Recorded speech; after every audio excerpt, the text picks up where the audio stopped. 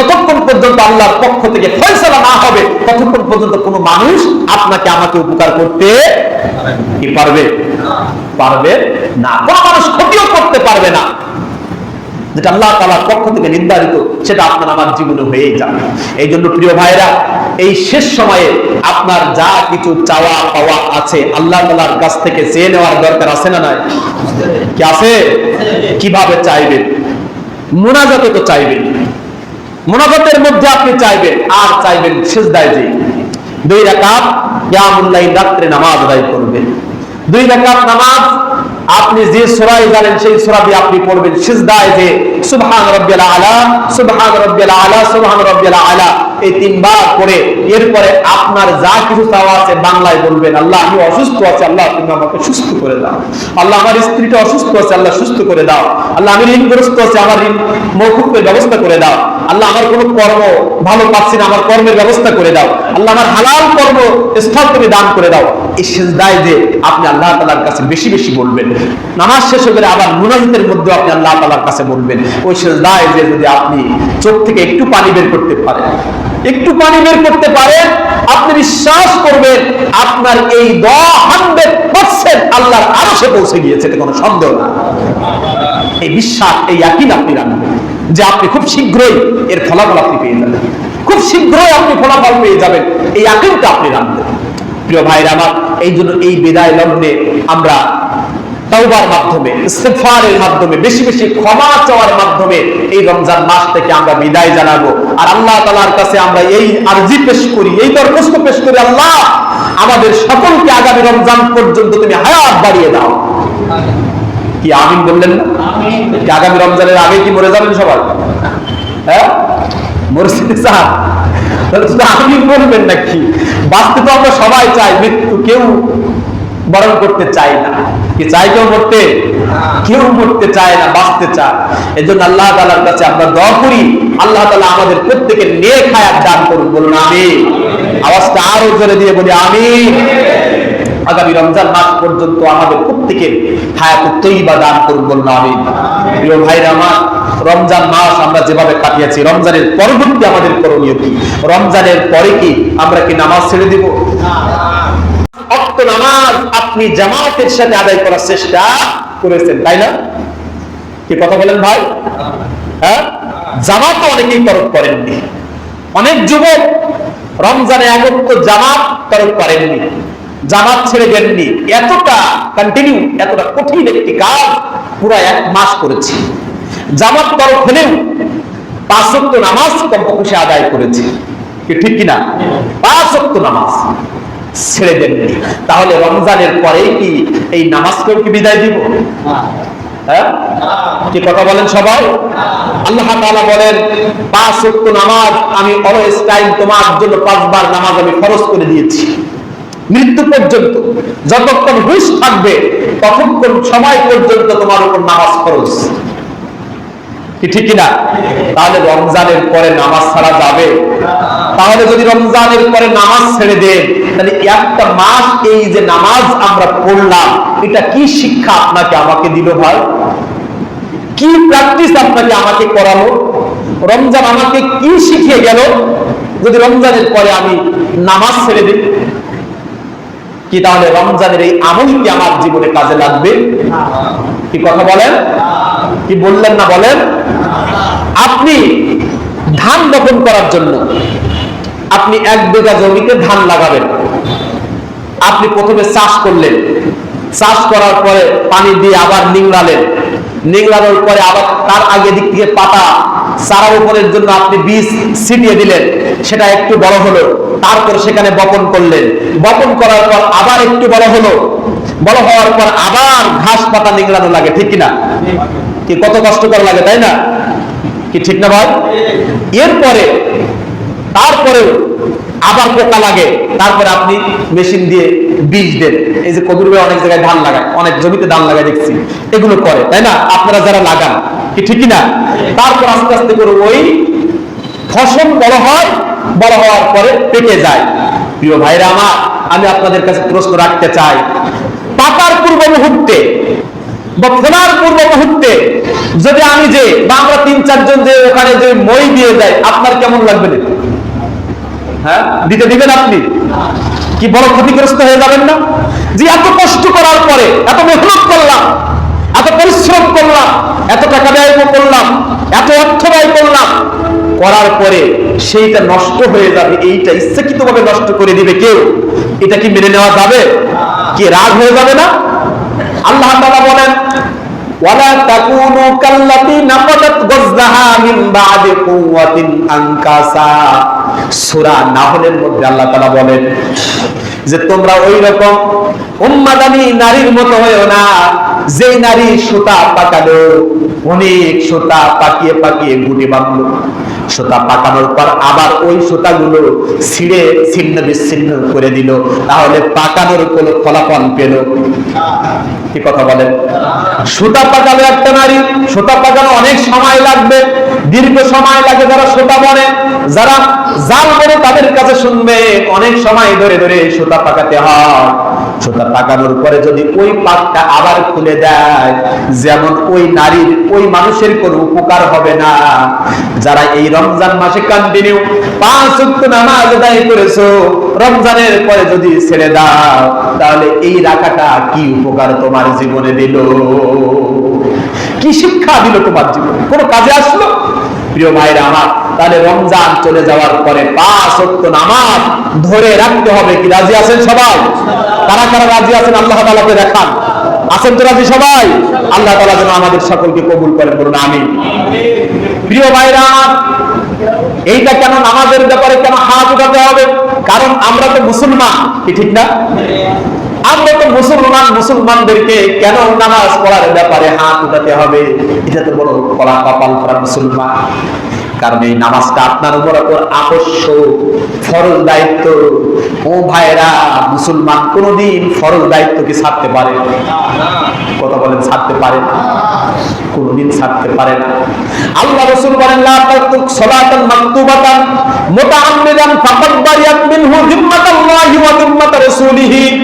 যে ব্যক্তি ইচ্ছাকৃতভাবে এক ওয়াক্ত নামাজ ছেড়ে দিল, সে আল্লাহ এবং আল্লাহ রাসূলের দল থেকে, জিম্মা থেকে সে বের হয়ে গেল। আল্লাহ এবং আল্লাহ রাসূল দল থেকে বের হয়ে গেলে সে কি মুসলমান থাকলো? সবাই বললেন নাকি থাকলো? হাদিসটা কার? রাসূলের। স্বয়ং রাসূল বলেছেন, লা তাতরুক সালাতান মাকতুবাতান মুতাআম্মিদান।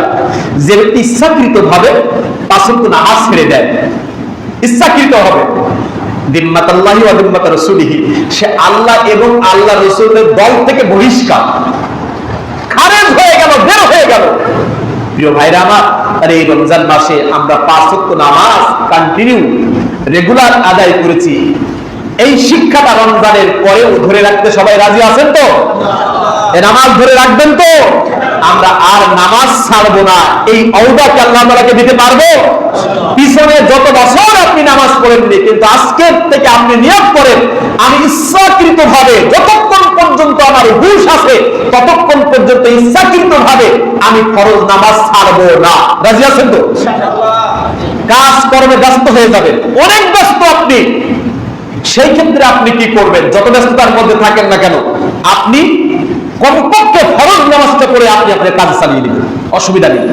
আর যদি কোনো কায়দায়, কোনো বেকায়দায় করে যদি কাজা হয়ে যায়, তাহলে পরবর্তীতে ওটা আবার আদায় করে নেবেন এবং আল্লাহ তাআলার কাছে বারবার ক্ষমা চাবেন। কথা বোঝা গেল কিনা? তবে ইচ্ছাকৃতভাবে কাজা করা যাবে? কিন্তু আমাদের সমাজে এক শ্রেণীর ধান্দাবাজ হুজুর আমরা আছি, আবার ধান্দাবাজ মুসল্লি আছি। মানুষ যখন মারা যায়, মারা যাওয়ার পরে জানাজার ময়দানে বলে, এই ব্যক্তি তো অনেকদিন নামাজ পড়তে পারেনি, নামাজ পড়েনি, এই জন্য আপনারা একটু দান করেন, কাফারা আদায় করতে হবে। কি বলে না? কি বলে কিনা? বলে। কিন্তু নামাজের কোনো কাফারা আছে কি? আপনাদের ফতোয়ায় কি বলে? নামাজের কোনো কাফারা আছে? নামাজের কোনো কাফারা নেই যতক্ষণ পর্যন্ত আপনার জ্ঞান আছে।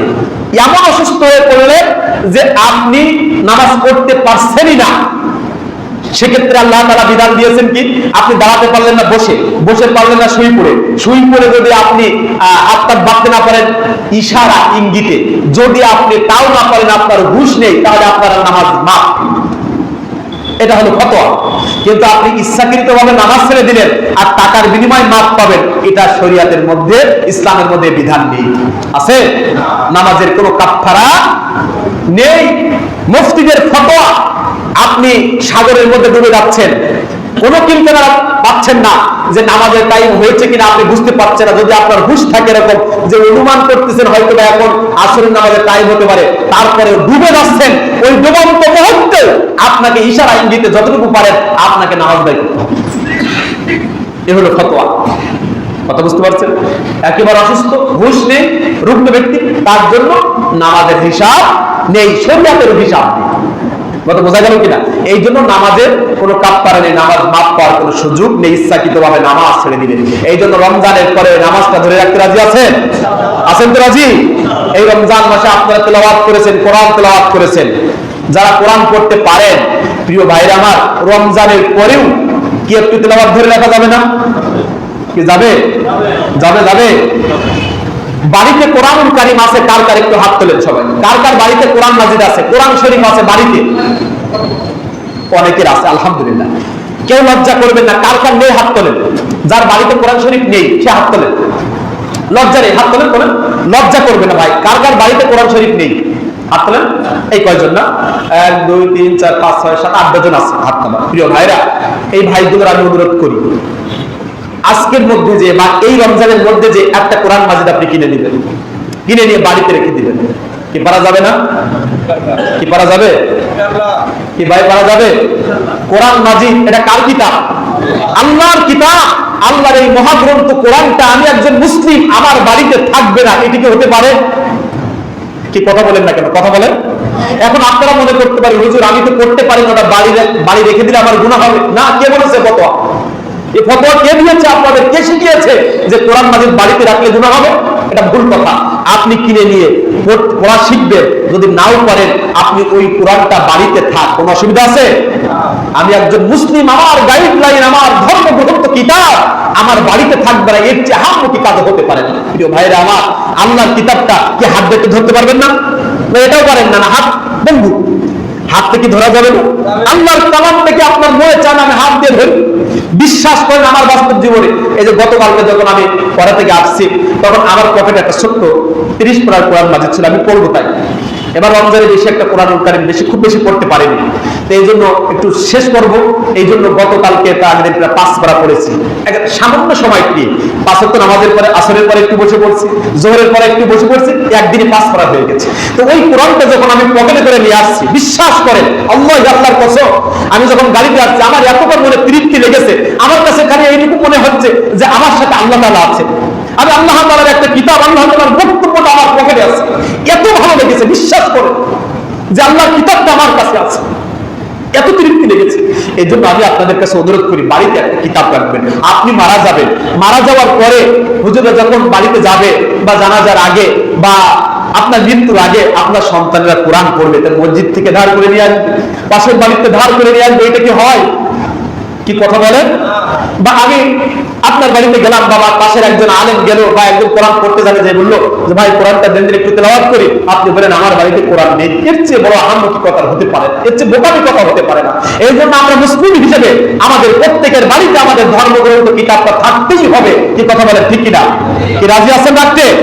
আর যারা পড়তে পারেন রমজানের পরেও 5 আয়াত, 2 আয়াত, 3 আয়াত, 10 আয়াত, যতটুকু পারে কতটুকু একটু পড়বেন।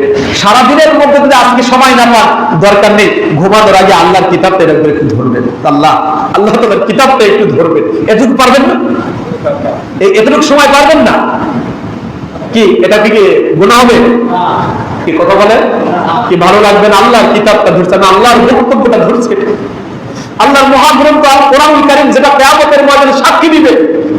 প্রিয় ভাইরা, আপনারা জানেন হাফেজ কিয়ামতের ময়দানে সাক্ষ্য দিবে, সুপারিশ করবে পিতামাতার জন্য, 70 জনকে সুপারিশ করে জান্নাতে নিয়ে যাবে। আর একটা সুপারিশ করবে, আপনারা এরকম জানেন। অথচ এটা সুপারিশ করবে কখন? আমি যদি আল্লাহ তাআলার কাছে গ্রহণযোগ্য হই, তাহলেই নাই হয়তোবা কিছু আমার আব্বার জন্য আমি বলতে পারবো, সেটাও আল্লাহ তাআলা গ্রহণ করবে কি করবে না তার কোনো গ্যারান্টি কি আছে? কি কথা বলেন আছে?